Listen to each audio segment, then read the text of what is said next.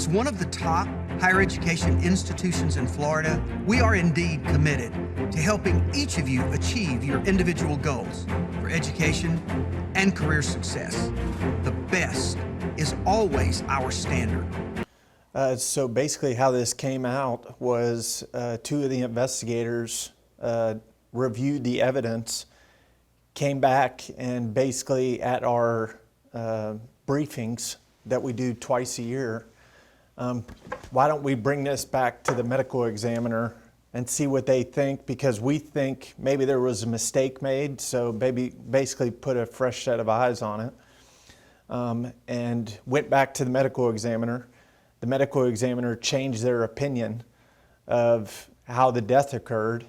Well, based on that, based on the evidence that we had and new interviews, we were able to submit a arrest warrant for felony murder on the mother. Yeah, I mean, this occurred in 2002, so I would think, I mean, almost 20 years ago, she was probably very surprised when we showed up to pick her up for the death of her daughter. So these cases sometimes come down to very minute details. So the cause of death was what was able to give us probable cause to make the arrest, where they weren't able to determine that back in 2002. Yes, so there was a difference of opinion with the medical examiner. So the timing of the death fit more with the medical examiner's analysis of the case. So that's why, you know, we were able to go back, do a thorough review of everything once we had the new medical examiner's information. And then that's where we were able to get with the state attorney's office and put a case together. And you guys are doing this on every case, and it's paying off. Every single case, yeah. So this year alone, we've made 4 arrests on cold case homicides.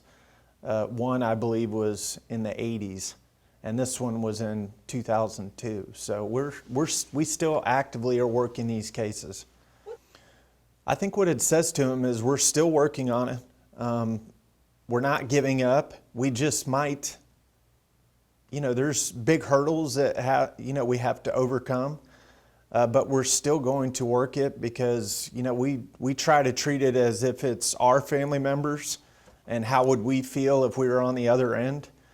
So we continue working it, and we try to keep the families updated on our progress. And, you know, not all of them have a successful outcome, but the ones we've had this year, it's really good. And the families. If they don't have a successful outcome, it's not for lack of trying, is the bottom line.